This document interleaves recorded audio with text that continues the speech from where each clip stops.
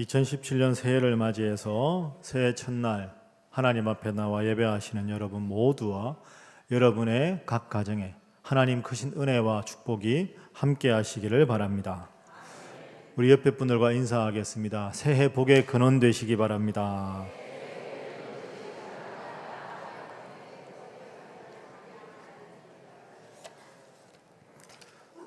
올 한 해 우리 교회가 함께 기도하고 노력해야 할 표어는 여러분에게 말씀드린 대로 소통과 공감으로 소통하며 공감하는 행복한 신일교회입니다. 여러분, 소통 그리고 공감 이런 단어는 여러분들이 요즘에 참 많이 들어보신 그런 단어지요. 자, 소통과 공감에 대해서 먼저 화면을 하나 보도록 하겠습니다. 여러분, 화면에 보시는 대로 저 차는 앰뷸런스입니다. 그런데 앰뷸런스를 자세히 보시면 특히 미국에서는 그 글자가 이렇게 거꾸로 되어 있습니다. 좌우가 바뀌어 있죠. 그런데 저 앰뷸런스 차량이 옆면이나 뒷면에 보면 글자가 좌우가 정확하게 바로 되어 있는데 꼭 운전석 앞쪽에는 앰뷸런스라는 글자가 좌우가 뒤집어져 있습니다. 저게 이유가 있습니다. 왜 그러냐 하면 갑자기 앰뷸런스에 위급한 환자를 싣고 이렇게 차도를 급하게 주행해야 할 때 앞차들이 앰뷸런스 신호를 듣고 비켜주어야 합니다. 그러면 앰뷸런스 소리가 들리면 앞차에 있는 운전자들이 앰뷸런스인가 하고 뒤를 쳐다보게 되지요. 근데 고개를 돌려서 보지 않습니다. 그 차 안에 있는 룸미러를 통해서 보게 됩니다. 그러면 운전하는 사람이 룸미러를 통해서 보면 좌우가 뒤집어져 보이는 거죠. 그리고 룸미러를 통해서 보면 저 차가 앰뷸런스구나 하고 빨리 알아차릴 수가 있습니다. 빨리 알아차려야 빨리 길을 비켜주어서 위급한 환자를 실은 앰뷸런스가 급하게 병원으로 갈 수가 있는 것이지요. 여러분, 이것이 바로 소통입니다. 내 입장에서 생각하는 것이 아니라 나를 바라보는, 나의 말을 경청하는 상대방의 입장을 먼저 생각하고 배려해서 도움을 주는 태도, 그걸 우리는 소통이라고 할 수가 있습니다. 여러분도 그런 경험 많으실 겁니다. 대화하다 보면 본인이 하고 싶은 말을 잔뜩 하는데 내가 도대체 이해가 안 될 때 이거 답답한 거죠. 그건 독백이지 소통이 아닙니다. 상대방의 입장을 충분히 이해하고 상대방의 마음에 기꺼이 그것을 받아들일 수 있도록 우리가 대화해야 하고 눈높이를 맞추어야 하고, 그래야 소통이 일어나고 소통이 일어나야 공감이 될 수가 있는 것이지요. 소통과 공감이라는 단어는 최근에 많이 썼는데 과거에는 우리나라 문화는 소통과 공감의 문화와는 사실 다소간의 거리가 있었습니다. 과거에는 이른바 그 군대식의 상명하복, 그리고 윗사람의 말씀에 무조건 아랫사람은 이유를 말하지 않고 복종하는 것, 그것이 미덕인 시대가 있었습니다.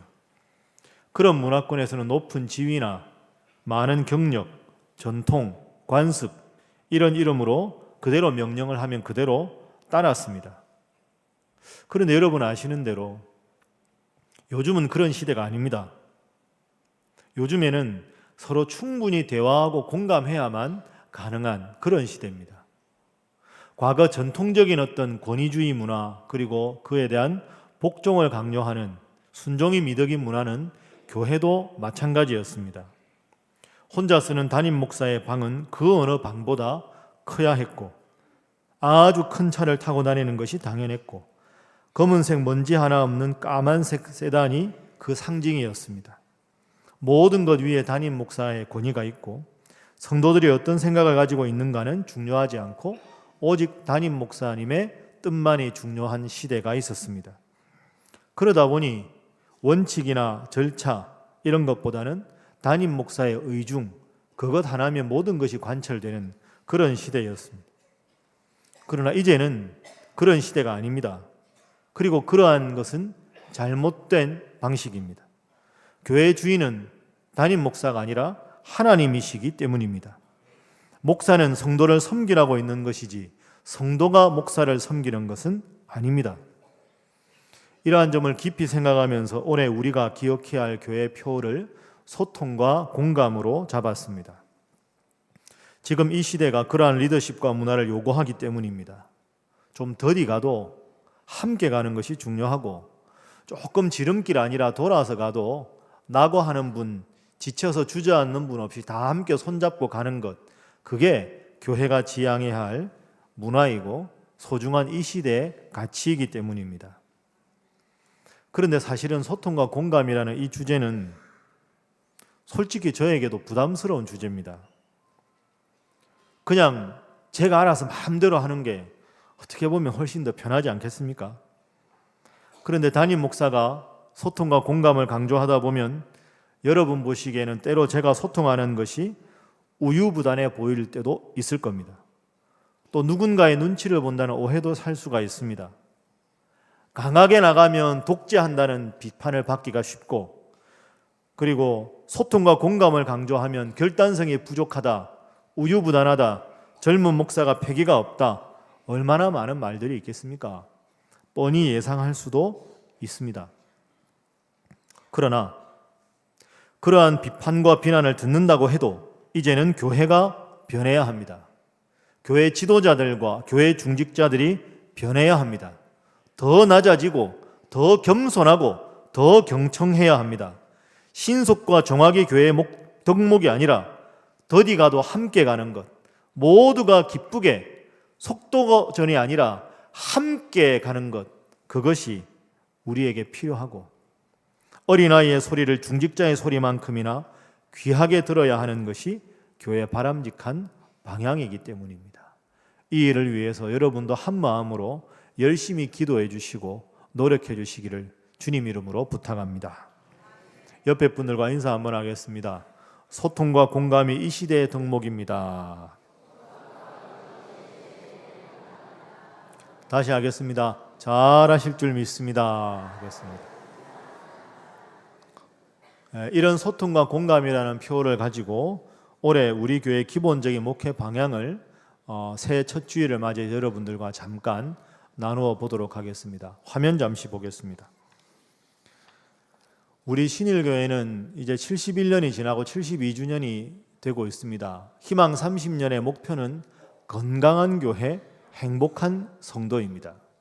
그 결과 하나님께서 우리 신일교회를 건강하게 성장하는 교회로 만들어 주실 줄로 믿습니다. 여기서 중요한 건 성장이 교회의 목표가 아니라는 겁니다. 교회의 목표는 교회가 건강한 것이고 성도가 행복한 겁니다. 그러면 하나님께서 자연스럽게 선물로 주시는 것이 교회의 성장이지, 성장 자체가 교회의 목표가 되면 그것은 또 다른 업적주의와 성과주의에 빠질 수가 있습니다. 다음 장을 보겠습니다.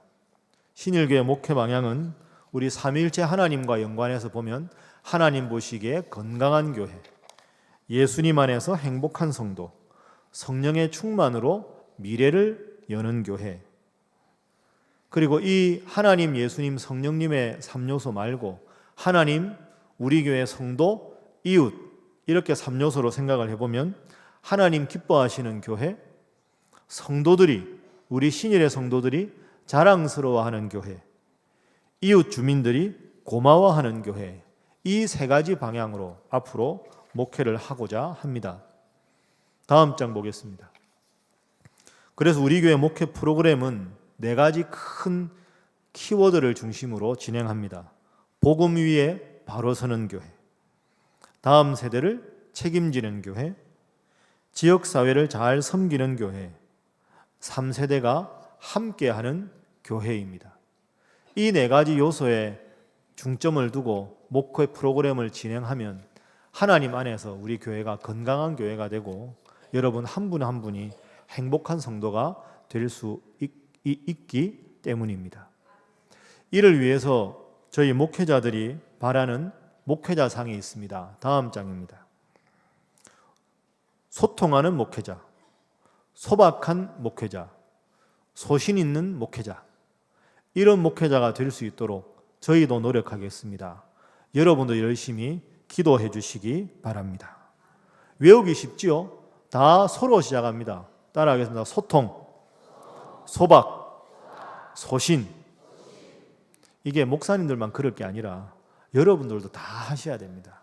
서로 잘 소통하고 소박한 것, 그죠? 우리 교회 국밥이 상징하는 소박한 것, 그거 기뻐하고, 그러나 하나님 말씀에 대해서, 복음에 대해서는 소신을 갖고 타협하지 않는 것. 모든 목회자들이 이런 목회자가 되고 여러분 한 분 한 분이 이런 직분자가 되면 우리 교회가 하나님 보시기에 얼마나 아름답고 건강하고 행복한 교회가 되겠습니까? 이 일을 위해서 열심히 기도하시고 노력하시는 여러분 한 분 한 분 될 수 있기를 바랍니다. 옆에 분들과 다시 인사하겠습니다. 기도하며 노력하시기 바랍니다. 다시 하겠습니다. 말씀만 하지 마시기 바랍니다. 자, 그러면 이제 소통과 공감이라고 하는 이 두 키워드를 중심으로 오늘 본문 말씀을 나누어 보겠습니다. 오늘 본문 말씀 여러분 잘 아시는 대로 하나님께서 모세를 들어 쓰셔서 이제 출애굽의 지도자로 삼으시는 모세의 소명 사건이 출애굽기 3장입니다. 내가 너를 이제 들어서 출애굽의 위대한 지도자로 삼아주겠다. 그런데 그렇게 말씀하시는 하나님의 명령은 오늘 본문에 보면 세 가지 단계의 명령으로 등장하고 있습니다. 첫 번째 모세를 향한 하나님의 명령입니다. 그것은 내 발에서 신을 벗으라 하는 명령입니다. 이 명령이 5절 말씀에 잘 기록되어 있습니다. 자, 우리 5절 말씀 함께 화면 보며 읽어보겠습니다. 시작. 하나님이 이르시되 이리로 가까이 오지 말라. 내가 선 곳은 거룩한 땅이니 내 발에서 신을 벗으라. 아멘. 하나님께서 모세가 80세가 되었을 때 출애굽의 지도자로 부르셨습니다. 그러면서 하나님 맨 먼저 하신 말씀, 명령이 내 발에서 신을 벗으라 하셨습니다. 신을 벗는다 하는 것은 지금까지 걸어온 삶을 단절한다. 과거와의 단절, 이것을 뜻하는 것이 신을 벗는다는 것이죠. 여러분, 모세 인생의 80년이 어땠습니까? 처음 태어나서 40년은 바로의 공주의 아들로 바로의 궁전에서 컸습니다. 대단한 자신감을 가지고 모든 최고의 학문과 최고의 무예를 습득한 그런 단계였습니다. 모세 인생의 두 번째 단계는, 그런데 거기서 중간 감독을 하는 애굽의 관리들을 죽이는 끔찍한 범죄자가 되어서 도망을 갑니다. 그래서 이름 모를 미디안 광야에서 40년 동안 목동이 됩니다. 그 80년을 지나고 하나님께서 모세를 부르시고 내 발에서 신발을 벗어라. 이제 너는 더 이상 과거에 바로의 공주의 양아들이었다는 그 신분도 잊어버리고 40년간 이름 없는 목동으로 양치기를 했던 것도 잊어버리고 오직 나만 바라보고 과거와 단절하라, 청산하라. 이것이 하나님의 첫 번째 명령입니다. 오늘 새해 첫 주일을 맞는 우리에게 적용합니다. 이미 작년은 작년입니다. 2016년은 지나갔습니다. 우리는 새로운 시대, 새로운 날, 새로운 하나님의 사람이 되어야 합니다. 그렇다면 과거의 죄악의 찌꺼기들, 나의 삶을 여전히 옭아매고 있는 하나님 앞에 경건하지 못한 모든 모습, 내 발에서 신을 벗으라 하는 하나님의 명령은 이제는 죄악된 모든 문화와 모든 모습들을 청산하고 하나님 앞에서만 바로 서라 하는 것이 하나님의 모세에 대한 첫 번째 명령입니다. 두 번째로 하나님께서 또 모세에게 명령하십니다. 두 번째 명령은 하나님 앞에서 나는 하나님이라 이렇게 말씀하시는 장면입니다. 3장 6절부터 8절 말씀에 잘 기록이 되어 있습니다. 모세야, 과거의 삶을 버려라. 그럼 하나님, 현재 지금 제가 어떻게 해야 합니까? 나만 바라봐라. 내가 이 현재 80세 된 너의 이 현재 너와 함께 해주겠다. 이렇게 하나님께서 약속을 해주셨습니다. 새해 첫 예배를 드리는 우리들의 모습 어떠해야 하겠습니까? 과거의 모든 것 다 잊어버리고 과거에 하나님 앞에 좋았던 기억이든 부끄러웠던 기억이든 다 잊어버리고 오늘 이 순간에 하나님 앞에서 바로 섰나? 하나님 앞에서 지금 내가 어떻게 서 있는가? 과거에 하나님 앞에 잘했던 신앙의 무용담을 들추어내서 또다시 자랑하는 사람이 아니라 오늘 이 순간에 하나님께서 나를 보시기에 내가 얼마나 정직하게 바르게 신앙생활을 하고 있는가, 그것을 철저하게 점검하라 하는 것이 하나님의 두 번째 명령입니다. 로빈슨이라는 신학자가 그런 책을 썼습니다. Honest to God. 한국말로 번역할 때 하나님 앞에 솔직하게.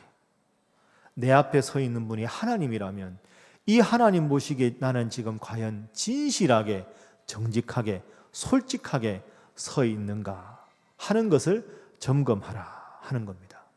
여러분, 과거는 이미 지나갔습니다.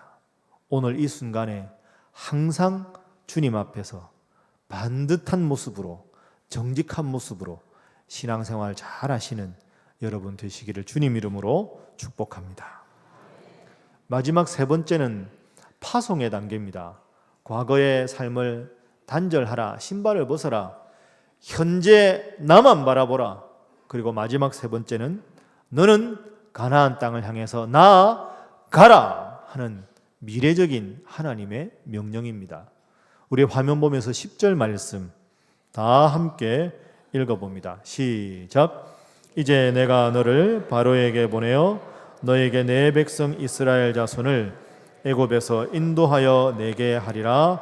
아멘. 모세야, 내가 너와 함께 하겠다. 저 적과 꿀이 흐르는 가나안 땅으로 내 백성들을 함께 인도하라. 저 미래로 나아가라. 하나님 그렇게 말씀하셨습니다. 여러분, 그런데 그 미래는, 그 아름다운 미래를 나가는 길은 결코 밝지가 않습니다. 엄청난 권력을 자랑하는 바로가 모세의 눈앞에 있고 430년 동안 노예 생활을 해서 노예 생활에 찌든 하나님 보기를 외면하는 백성들이 있었습니다. 가나안 땅에 들어가게 되면 가나안 땅의 토착민 7족속이 이스라엘 백성들 오기만 하면 전쟁을 불사하겠다고 벼르고 있습니다. 또 가나안 땅 들어가는 데는 가장 큰 시험, 홍해가 떡하니 버티고 있습니다. 하나님의 아름다운 미래를 약속을 하셨지만 그 아름다운 미래를 나아가는 길은 결코 쉽고 평탄한 길만은 아니었습니다. 그래서 하나님은 이제는 나만 바라보아라. 나만 바라보고 나가면 그 모든 어려운 길을 형통하게, 평탄하게 만들어주겠다. 그렇게 하나님께서 약속해 주셨습니다. 2017년 새해가 밝았습니다. 여러분, 새해가 형통하고 장밋빛만 가득하면 얼마나 좋겠습니까? 그러나 인생이 그런 시절이 있습니까? 여전히 힘들고 여전히 어려운 일이 새해지만 여러분 앞에 있을 겁니다. 그러나 그때에도 모세를 부르시고 나만 바라보라, 내가 너의 삶을 책임져 주겠다 말씀하신 그 하나님 믿고 나아갔던 모세처럼 온전히 하나님 믿고 담대하게 기도하며 나아가시는 여러분 모두가 될 수 있기를 바랍니다. 다시 한번 옆에 분들과 인사하겠습니다. 주님만 바라보고 기도하시기 바랍니다. 한 번 더 하겠습니다. 잘하실 줄 믿습니다. 자, 그럼 이제 마지막으로 오늘 우리가 2017년 새해 첫 신년 예배를 드리면서 우리가, 그리고 우리 교회가 하나님 앞에 올 1년을 어떻게 살아가는 것이 모세같이 하나님 앞에 바로 선 삶인가, 이것을 생각해 보겠습니다. 여러분, 우리가 신앙생활을 한다 하면 세 단계가 있죠. 세 측면이 있습니다. 첫 번째는 하나님과 나의 관계, 두 번째는 우리 같은 신일교회니까 성도들 간의 관계, 그리고 세 번째는 우리 신일교회가 몸담고 있는 교회와 지역사회와의 관계, 이 세 가지 측면이 있습니다. 이 세 가지 측면을 한번 정리하겠습니다. 첫 번째는 하나님과 나의 소통입니다. 하나님과 내가 소통하기 위해서 여러분은 새해 어떤 목표를 세우셨습니까? 어떤 신앙적인 열심을 가지겠다고 어제 송구영신 예배 결단을 하셨습니까? 알아서 잘 하시겠지만 담임 목사로 특별히 부탁드리는 게 있습니다. 우리 교회가 하는 프로그램이지요. 늘 말씀과 함께 매일 눈 뜨자마자 그 말씀 묵상하시고 말씀으로 기도 제목을 잡으시고 항상 하나님 앞에 기도하며 말씀 읽기에 힘쓰시는 여러분 모두가 될 수 있기를 바랍니다. 우리가 그렇지 않고 일주일에 한 번이나 두 번 예배드리는 걸로 어떻게 이 죄악 많은 세상에서, 이 정신없이 바쁘게 살아가는 세상 속에서 하나님 뜻대로 살아갈 수가 있겠습니까? 지금까지 혹시 하지 않으셨더라도 새해부터 말씀과 함께 항상 그 본문 붙잡고 늘 기도하셔서 새해 주님 주시는 걸음걸음 그 길 따라 걸어가시는 여러분 모두가 될 수 있기를 바랍니다. 두 번째는 우리 성도들 간의 소통입니다. 하나님과의 소통은 말씀과 함께 우리 성도들 간의 소통. 여러분 대화하다 보면 때로는 내 말이 잘못 전달되는 경우도 있고 내가 하지 않은 말이나 내가 하지 않은 행동이 자칫 잘못 부풀려져서 상처를 받거나 힘들게 되는 그런 경험도 있습니다. 그래서 제가 언젠가 설교 시간에 우리 신일교회 성도들 간의 대화에 있어서 세 가지 원칙을 말씀드렸습니다. 처음 듣는 듯한 눈빛으로 저를 쳐다보시니 제가 얼마나 당황스럽겠습니까? 저를 한번 따라하겠습니다. 직접, 솔직히, 부드럽게. 이게 세 가지 원칙입니다. 직접, 솔직히, 부드럽게. 여러분, 직접 대화해야 합니다. 다른 사람에게 제3자에게 이야기해서 그게 자꾸 소문이 억측이 되고 오해가 돼서 나에게 들리면 얼마나 그게 마음이 불편해집니까? 직접 하십시오. 두 번째, 자신이 느낀 것 솔직하게 말씀하십시오. 세 번째, 부드럽게 하십시오. 두 눈을 부릅뜨고 그렇게 하지 마시고 부드럽게 하십시오. 그런데 여러분, 직접 대화하고 솔직히 대화하면서 부드럽게 하려면 상대방을 미워할 수가 없습니다. 미워하는 마음에서 어떻게 부드러운 대화가 나오겠습니까? 직접 솔직히 부드럽게 대화하기 위해서는 하나님 앞에 기도해서 하나님 그 마음을 주셔야 가능한 줄로 믿습니다. 그러니까 한 번 더 기도하시고 한 번 더 그분의 입장을 배려하시고 그래야 직접 솔직히 부드럽게 대화할 수 있습니다. 그 세 가지가 가능한 가장 중요한 것은 그분을 존중하고 사랑하는 일입니다.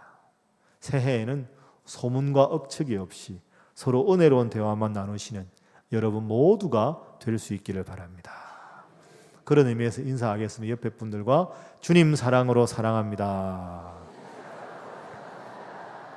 다시 웃으면서 하겠습니다. 주님 사랑으로 사랑합니다. 하겠습니다. 이 마음으로 하시면 잘 하시겠습니다.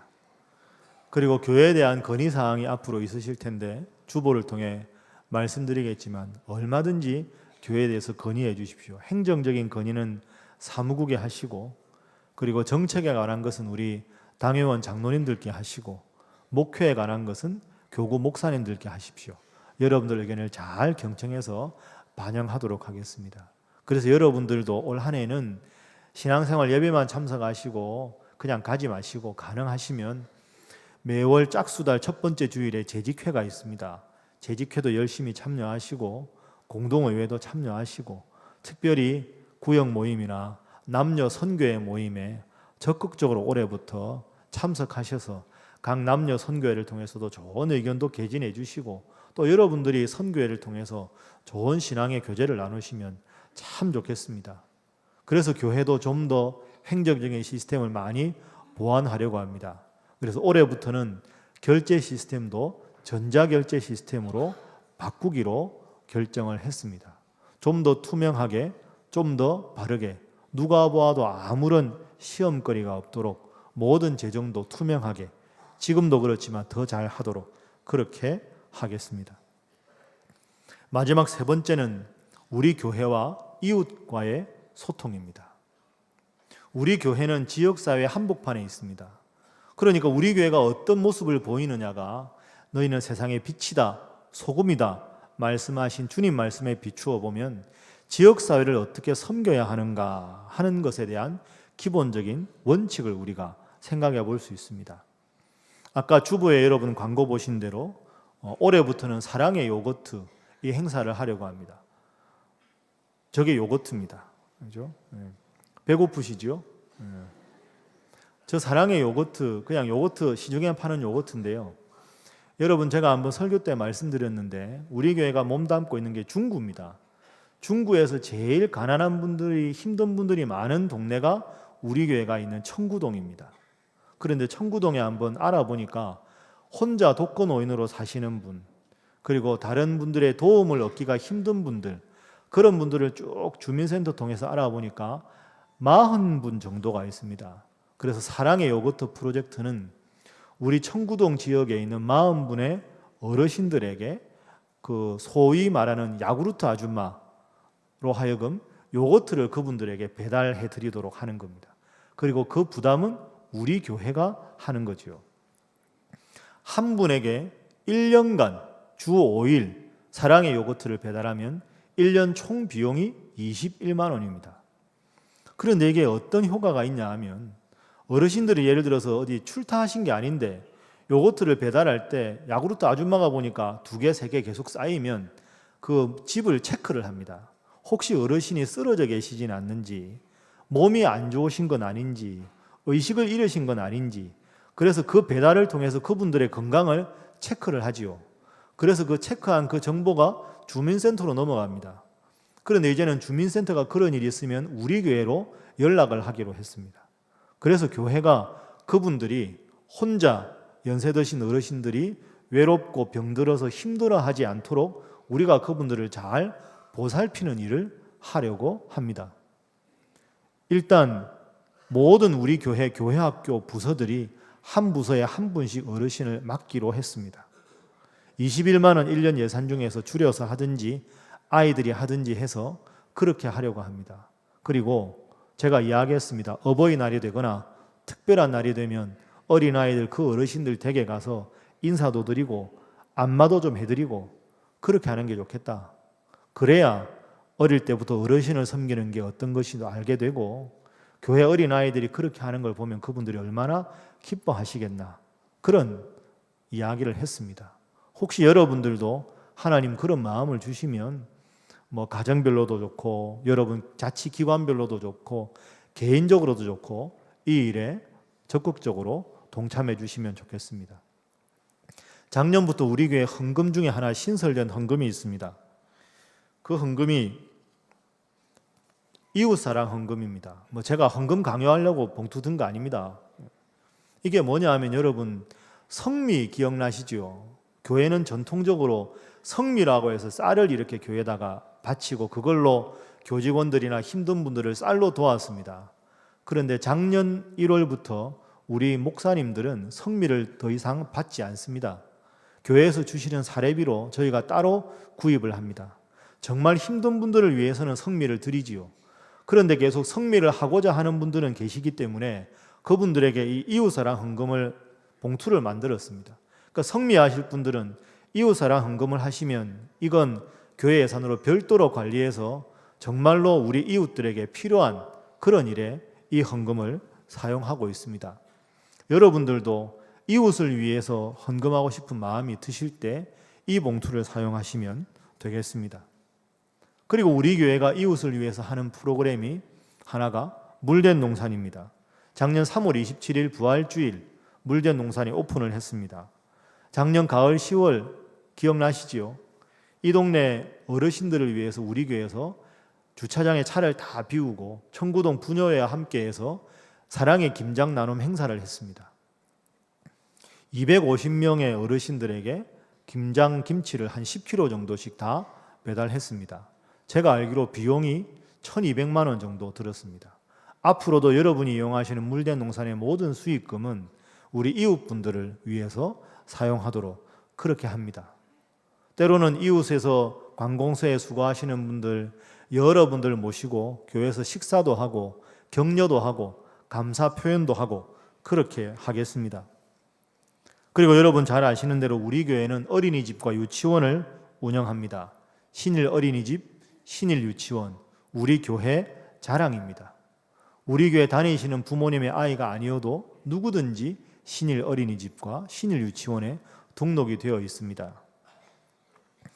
하나님 믿지 않는 아이들과 부모님들, 교회 마당을 밟고 또 절기가 되면 예배를 드리는 것이 얼마나 신앙교육에 도움이 되겠습니까? 지난주에 반가운 소식을 들었습니다. 우리 교회 신일 유치원이 중구, 종로구, 용산구 다 합해서 47개 유치원이 있는데 그 47개 유치원 중에서 교과과정, 교육과정 우수 유치원으로 선정되어서 서울시 교육감 상을 받았습니다.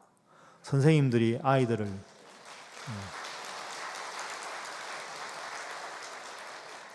감사합니다. 유치원 선생님들이나 아니면 어린이집 선생님들 교회에서 뵈면 격려 많이 해주십시오. 얼마나 훌륭한 분들입니까? 그리고 우리 교회에서 운영하는 프로그램 중에 가장 또 자랑스러운 것 중에 하나가 실버스쿨입니다. 신일교회 실버스쿨은 엄청나게 유명합니다. 그래서 정원을 제안해도 계속 넘칩니다. 제가 보기에 저절로 부흥되는 제일 좋은 프로그램은 실버스쿨입니다. 작년에는 도저히 수용이 안 돼서 어떻게 하면 좀 어르신들을 수용을 할 수가 없으니까 줄일까 하는 행복한 고민을 한 것이 실버스쿨입니다. 교회 안 다니시는 어르신들이 수요일마다 교회 와서 예배도 드리고 교회 와서 행복해하는 모습 보는 게 얼마나 좋은 일인지 모르겠습니다. 실버스쿨을 위해서 수고하시는 모든 분들께도 담임 목사로서 정말로 감사드립니다. 여러분, 이런 일들이 비록 작아 보일지 모르지만 이런 일을 열심히 기쁘게 즐겁게 헌신하고 하는 것이 우리 교회가 하나님 보시기에 아름답고 자랑스러운 교회가 되는 줄로 믿습니다. 하나님과 소통하고 성도들끼리 소통하고 이웃과 소통하고 그래서 모두가 한 마음으로 공감하는 교회, 이런 교회 그리고 이런 2017년이 될 수 있도록 한 마음으로 기도해 주시고 후원해 주시는 여러분 모두가 될 수 있기를 부탁드립니다. 말씀을 마치겠습니다. 저는 우리 신일교회는 비유하자면 증기기관차와 같다고 생각합니다. 여러분, 증기기관차 기억하시지요? 묵직합니다. 가볍지 않습니다. 별로 흔들리지 않습니다. 천천히 움직입니다. 그래서 어찌 보면 환경의 변화에 아주 빠르고 기민하게 대처하는 것 같지가 않습니다. 목회 프로그램도 많이 만들고 신선하고 발빠르게 하는 것 같지가 않습니다. 그러나 여러분, 저는 교회는 거듭 말씀드리지만 증기기관차와 같아야 한다고 생각합니다. 묵직하고 천천히 느릿느릿하는 것처럼 보입니다. 그러나 증기기관차는 꽤 오랜 시간의 예열을 거치고 나면 그리고 추진력을 서서히 받으면 엄청난 기세로 무섭게 돌진합니다. 다른 모든 운송수단들은 비바람이 불고 눈보라가 치면 다들 운행을 못하지만 그러나 그 웬만한 악천후에도 묵직하고 힘이 있기 때문에 첫 출발은 느릿느릿할지 모르지만 그 추진력만 받으면 그 어떤 운송기관보다 파괴력 있게 힘있게 나갈 수 있는 것이 증기기관차입니다. 저는 우리 신일교회가 지금 서서히 예열을 거쳐서 추진력을 점점 올려가고 있는 단계라고 생각합니다. 많이 안정되었고 많이 좋아졌습니다. 이 모든 것이 하나님의 은혜인 줄로 믿습니다. 머지않아 우리 신일교회는 무섭게 달려갈 것입니다. 그러나 한 가지는 반드시 기억해야 합니다. 우리 신일교회를 달리시게 하는 분은 그 누구도 아니라 하나님이라 하는 사실입니다. 하나님께서 우리의 삶의 주인이시고 우리 교회의 주인이시고 우리 가정의 주인이라는 이 가장 중요한 원칙을 우리가 가슴속에 깊이 간직하고 기도하면 하나님 우리에게 늘 좋은 길을 주실 줄로 믿습니다. 2017년 한 해도 하나님이 내 삶의 주인이십니다. 하나님 우리 가정의 주인이십니다. 하나님 우리 교회의 주인이십니다. 이 믿음 분명하게 가지시고 이 믿음으로 승리하시는 여러분 되시고 여러분의 온 가족들 되시고 우리 신일교회 될 수 있기를 주님 이름으로 축복합니다. 기도하겠습니다. 사랑의 하나님, 우리에게 희망찬 새해를 주심에 감사합니다. 모세를 생각해 봅니다. 80년간 세상적인 삶, 왕자로서 목자로서 살았는데 하나님 다시 부르시어 신발을 벗으라 하셨습니다. 저희도 주님, 모세처럼 익숙한 과거의 옛사람과 죄된 생활을 청산하게 하여 주옵소서. 이제 하나님과 마주 서서 저희도 모세처럼 하나님만 바라보게 하시고 내 인생 앞길에 험산줄령 있어도 주님 약속하신 가나안 땅, 저 영원한 천국 바라보며 새해 소망 품고 주님과 걸어가는 걸음걸음 되게 하여 주옵소서. 예수님의 이름으로 기도하옵나이다. 아멘.